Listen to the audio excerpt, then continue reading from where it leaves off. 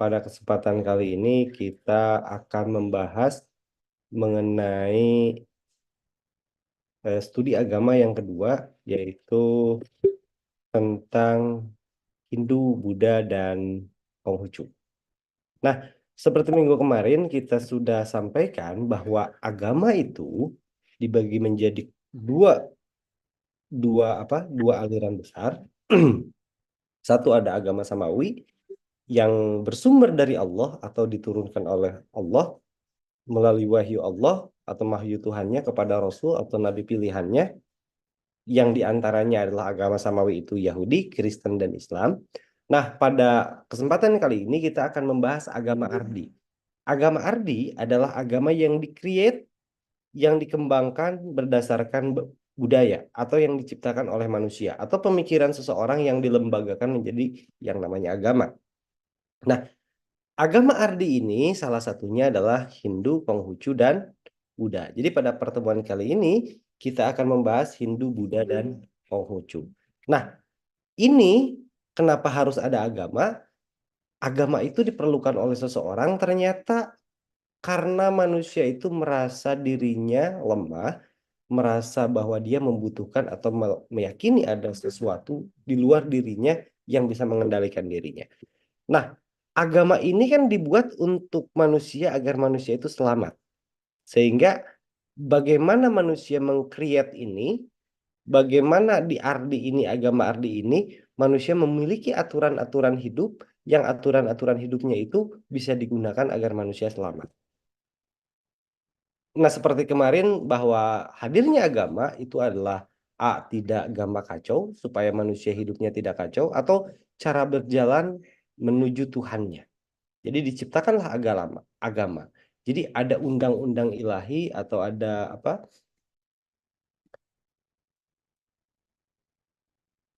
Ada peraturan-peraturan hidup agar dia bisa selamat kehidupannya di dunia maupun di akhirat. Nah, di dalam setiap agama seperti minggu kemarin disampaikan bahwa pasti semuanya memiliki aspek kredial. Kemudian ada aspek ritual, ada aspek moral dan aspek sosial. Kredial itu adalah akidah atau keyakinan dari masing-masing agama. Ataupun ada aspek ritual, yaitu ada ibadahnya. Dan ada aspek moral, yaitu akhlak. Sehingga terakhir pasti ada aspek sosial atau muamalah. Nah, kita lihat agama Hindu. Kalau kita berbicara agama Hindu, Hindu itu adalah agama yang paling awal mencari Tuhan. Ya, jadi konsep mereka mencari Tuhan tuh udah hampir 6.000 tahun yang lalu. Jadi agama Hindu itu muncul di India pada 3102 sebelum Masehi sampai 1300 sebelum Masehi, dan ini lahirnya di sepanjang Sungai Indus. Jadi Hindu itu dinisbatkan atau dikaitkan namanya itu ke tempat dia pertama kali ada, yaitu di Sungai Indus, Hindustan. Ya, yang sekarang itu masuk wilayah Hindia Barat dan Pakistan. Jadi agama ini lahir dari akulturasi antara bangsa Arya dan bangsa Drapida. Jadi bangsa Arya itu adalah dulu bangsa yang berpindah-pindah dari suatu tempat ke tempat lain, dan Drapida juga. Nah, di sana mereka berakulturasi, menemukan aturan-aturan hidup yang dimaknai kemudian dilakukan sampai sekarang, dan kepercayaannya itu adalah agama Hindu yang melembaga. Nah, di agama Hindu itu ada 3 kerangka dasar. Bingung ya? Kita mau ngebahas agama-agama di luar agama kita. Tapi nggak apa-apa. Ini pengetahuan saja buat kita semua bahwa ternyata ada agama-agama di luar sana yang mau nggak mau keberadaannya itu adalah diakui dan dijamin oleh undang-undang untuk melaksanakan ibadah dan kepercayaannya itu. Jadi kita harus pelajari. Nah, intinya untuk belajar studi agama ini bukan berarti menganggap semua agama benar.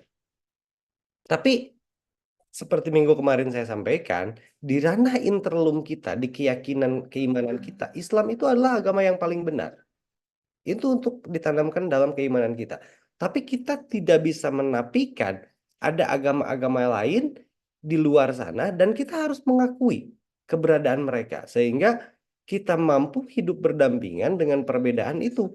Yang dilakukan di ranah eksterlum, yang dilakukan di ranah publik, itu tidak menyangkut ranah-ranah interlum ini.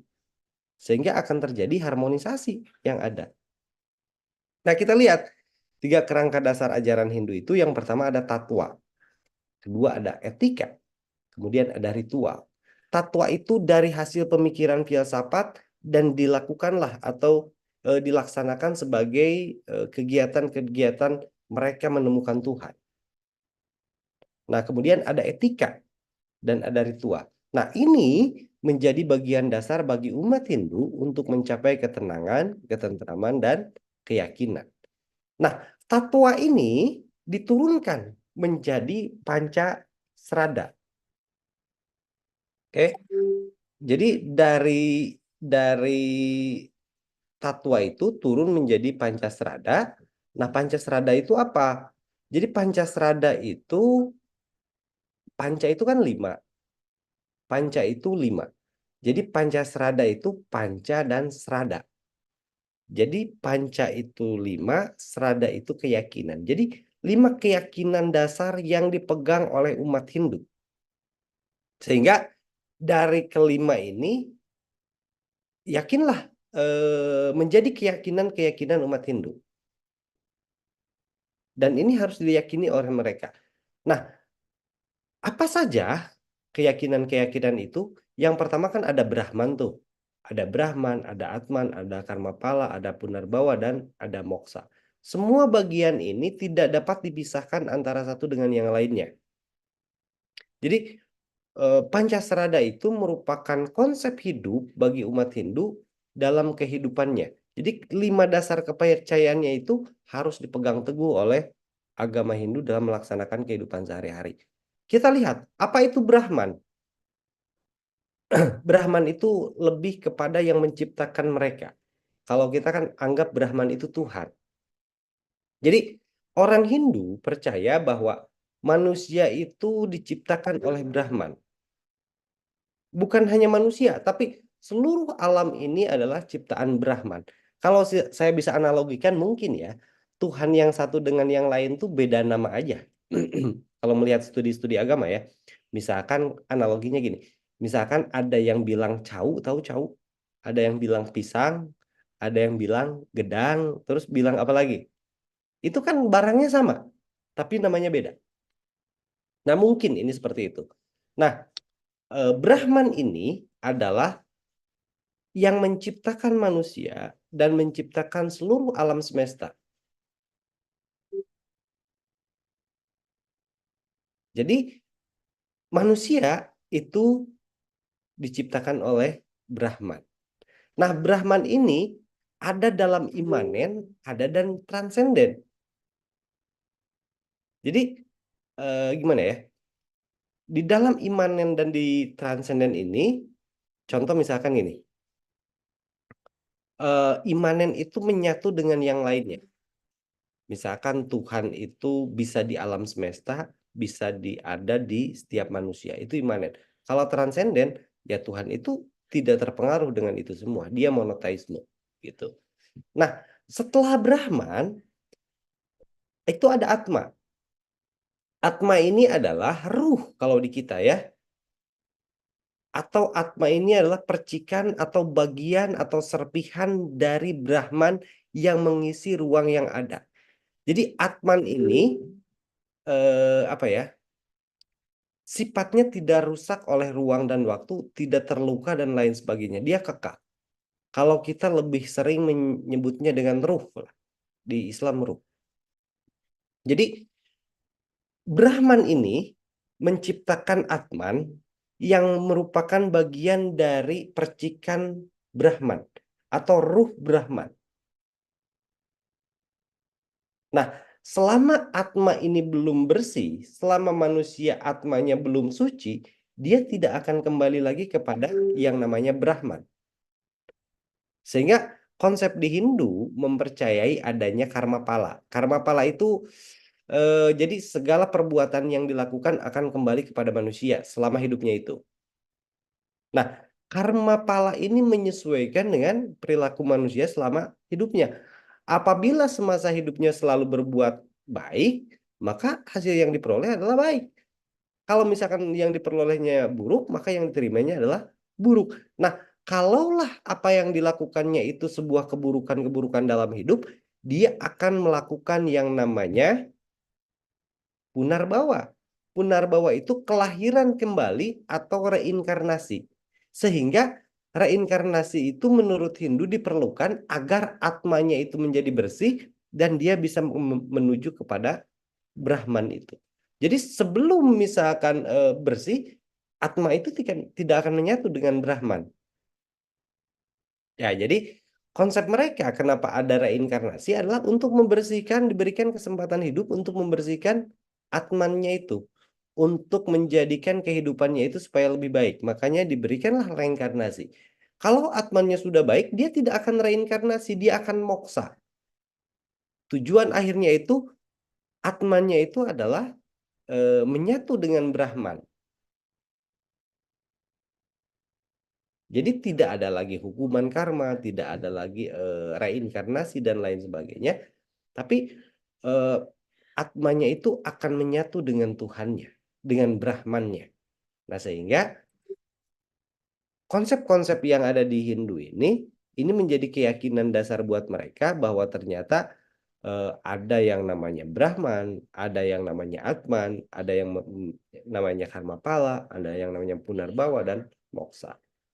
Inilah lima konsep yang harus diyakini oleh agama Hindu.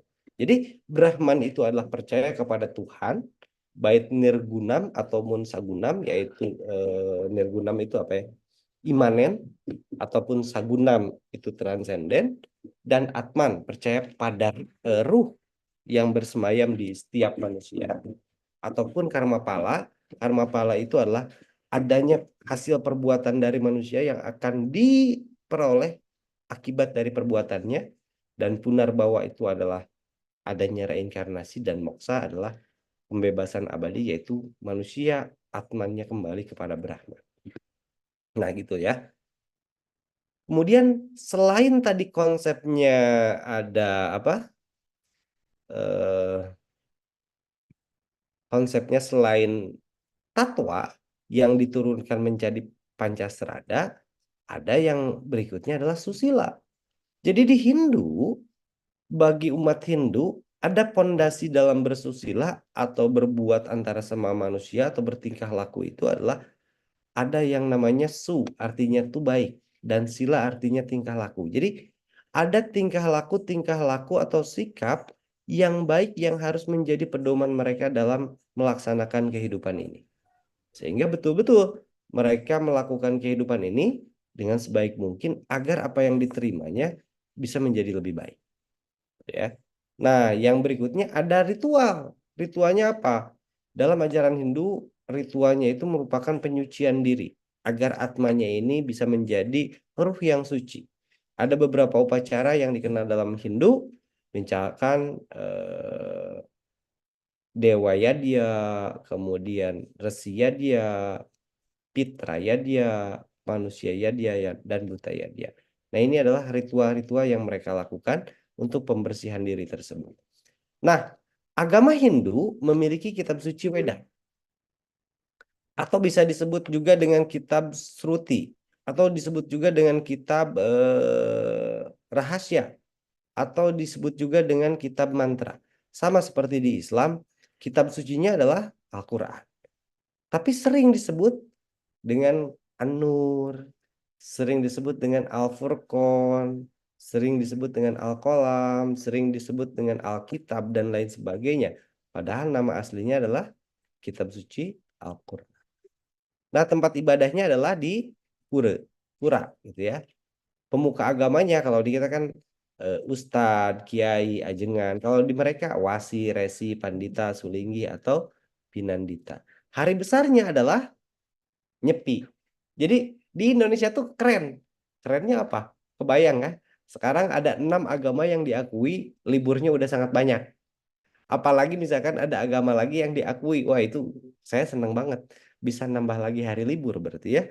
Jadi kalaupun ada nanti agama yang diakui lagi di Indonesia, ini akan menambah lagi agama atau menambah lagi hari besar dan hari libur yang ada di Indonesia. Nah, itulah sekilas tentang agama Hindu. Barangkali dari kalian ada yang ingin ditanyakan terlebih dahulu atau ingin didiskusikan terlebih dahulu tentang agama Hindu. Barangkali ada yang mualaf dari Hindu, silahkan kita diskusi saja. Kita eksplor lebih jauh dengan diskusi. Mangga, barangkali ada yang ingin ditanyakan.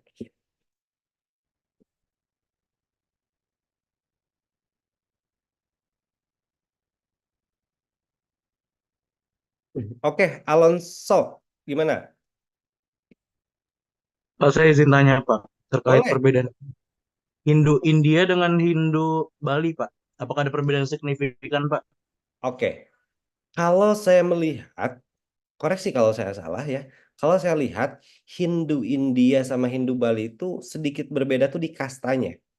Kalau di India kasta-kastanya itu masih ada. Kalau di Bali kastanya ada, tapi secara prakteknya mereka tidak terikat dengan kasta itu. Jadi siapapun bisa bergaul dengan kasta yang berbeda atau menikah dengan kasta yang berbeda. Tapi kalau di India, kasta-kasta itu kan sangat ketat sekali ya. Tidak bisa begitu saja kan. Nggak mungkin kesatria itu, kasta kesatria dengan yang lainnya bisa nikah atau lain sebagainya ya. Jadi kan di Hindu tuh ada beberapa kasta ya. Ada Brahmana, Ksatria, Waisa, Sudra. Gak mungkin kan Sudra bisa menikah dengan Ksatria misalkan. Ataupun bisa bergaul dengan Brahmana. Itu kan kasta tertinggi. Nah di Sunda. Di mana? Di Bali, kasta-kasta itu nampaknya, koreksi ya kalau saya salah, nampaknya kasta-kasta itu ada, tapi dalam praktiknya itu tidak lagi terpaku oleh kasta-kasta itu. Gitu ya. Gitu ya, Alonso ya. Oke, baik Pak. Ada lagi? Silakan.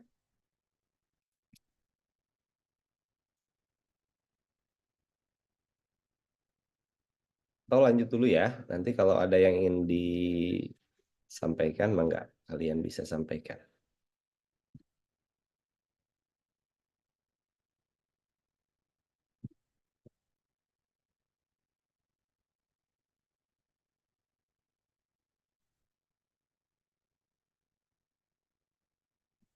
Ya, kita lanjut. Nah, yang berikutnya adalah agama Bunda. Agama Bunda. Agama Buddha. Ya. Agama Buddha itu kelahirannya hampir sama dengan agama Hindu. Makanya kalau masuknya ke Indonesia itu kan Hindu Buddha, Hindu Buddha, Hindu Buddha kan. Kerajaan-kerajaan pun kerajaan Hindu Buddha. Jadi secara historis agama Buddha pun berasal dari India juga. Ya, jadi kemunculan Hindu Buddha itu tidak jauh. Dan kalau Hindu Buddha itu menisbatkan atau menyandarkan ajarannya itu kepada Siddhartha Gautama, dan ini sebagai reaksi terhadap Brahmanisme yang tadi menekankan kasta dan kasta. Makanya lahirlah Hindu Buddha, agama Buddha yang tidak terikat juga dengan kasta. Tapi mereka lebih kepada ajarannya itu Dharma. Dharma itu apa ya? Pengabdian-pengabdian yang dilakukan oleh umat manusia. Ya, pengabdian yang dilakukan, kemudian agar manusia itu lebih tercerahkan, agar manusia itu bisa berbuat baik dan lain sebagainya. Makanya di dalam prinsip dasar agama Buddha itu ada dharma, ada reinkarnasi, dan ada karma. Nah, dharma ini harus diutamakan. Ya, seperti kita lihat bahwa ajaran Siddhartha Gautama atau apa yang kita sekarang tahu itu dinamakan agama Buddha itu merupakan agama terbesar juga di dunia dan lahirnya dari India juga.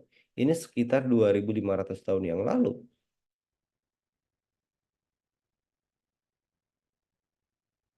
Nah, untuk mencapai nirwana, untuk mencapai manusia menjadi tercerahkan, bahwa maka manusia itu harus banyak berdharma, mendarmakan hidupnya untuk Sang Buddha. Dan di Buddha itu akan memutus siklus reinkarnasi ketika manusia itu banyak dharma. Sama seperti Hindu tadi, Hindu pun akan memutus rantai reinkarnasi ketika di reinkarnasi kehidupan sekarang itu kehidupannya lebih baik sehingga atmanya menyatu dengan Brahma. Nah, tiga dasarnya itu adalah dharma, reinkarnasi, dan karma. Dan kita lihat prinsip dasar ajaran agama Buddha. Itu kalau di apa ya? Di Jawa tuh ada nyanyiannya tuh saya lupa tuh. Yang tidak membunuh, mencuri, menjauhi perbuatan asusila atau zina ya, menjauhi ucapan salah atau dan tidak menggunakan zat-zat yang memabukkan. Itu kan tidak madon, tidak madot, tidak maok, tidak apa lagi saya lupa tuh. Nah, ini istilah-istilah ini adalah dasar-dasar dalam ajaran agama Buddha. Dan kita tahu bahwa semua agama pasti mengajarkan sesuatu yang benar. Tapi yang paling benar dan paling diridhoi dan menyempurnakan agama lain adalah agama Islam. Nah, kita lihat 4 kebenaran mulia yang ada di Hindu. Ada kebenaran tentang penderitaan, tentang penyebab penderitaan, akhir penderitaan, jalan menuju akhir penderitaan. Nah, ini semua kebenaran-kebenaran ini umat Buddha percaya bahwa sumber penderitaan untuk mereka adalah keinginan yang kuat atau keinginan yang Gue tinggi kan udah sering dimarahin karena makeup, jadi pas ketemu guru gue tetap dari takut. Nah, jadi mereka menganggap bahwa sumber penderitaan adalah keinginan. Kayaknya di One Palace dilaguin ya, dibikin lagu tuh. Keinginan itu adalah sumber penderitaan. Yang puncaknya apa? Di dalam pikiran, gitu kan?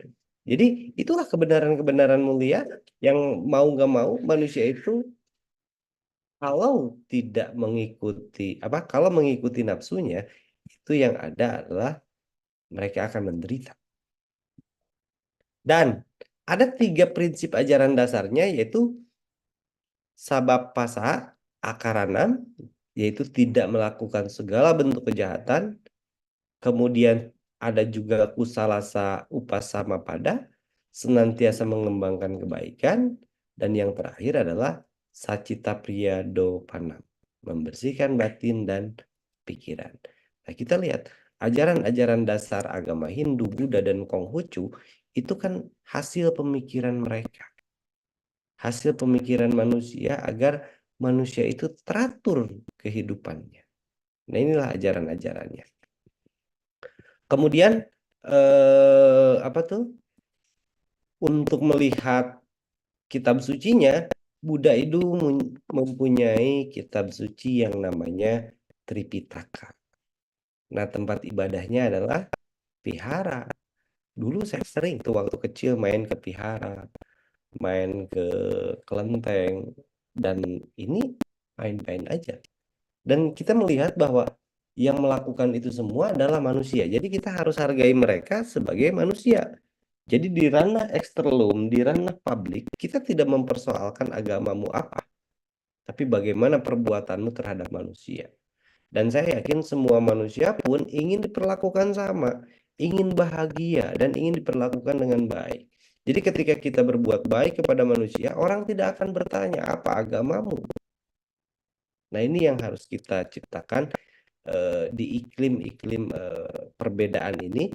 Kita harus berharmonisasi dengan kehidupan yang berbeda, bahkan dengan agama yang berbeda. Nah, pemuka agama Buddha itu ada biksu atau bikuni atau pandita dan bante. Kemudian hari besarnya adalah Waisak. Nah, yang terakhir kita lihat ada agama Konghucu. Kita tahu ya, agama Konghucu itu identik dengan agamanya orang Tiongkok atau Tionghoa. Dan di kita di Indonesia ini menjadi minoritas ya. Minoritas Tionghoa atau Tiongkok. Jadi agama Konghucu itu lahir dari Tiongkok. Nah, di ajaran Konghucu ada prinsip dasar, yaitu nilai-nilai kemanusiaan. Jadi mereka yakin bahwa untuk menyeimbangkan sinergitas di dunia ini, menjaga perdamaian dan peradaban di dunia, serta bagaimana mencapai kebahagiaan, itu harus memperlakukan orang dengan baik dan tidak lupa terhadap jasa-jasa leluhur. Jadi dengan melakukan kebaikan maka dunia ini akan terjaga dan kehidupan pun akan berjalan dengan baik.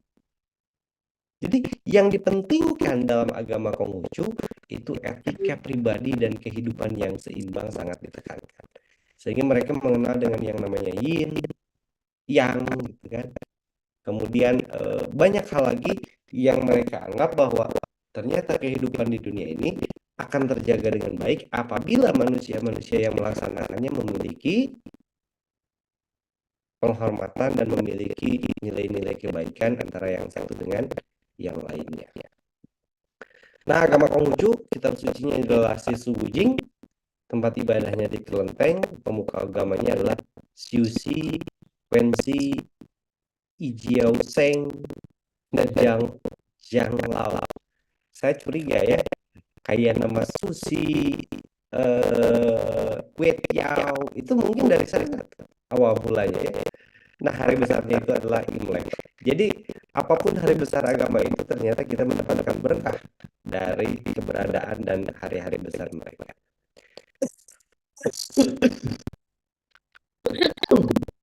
Mohon maaf sekali lagi saya tidak bisa maksimal, tidak bisa sampai akhir.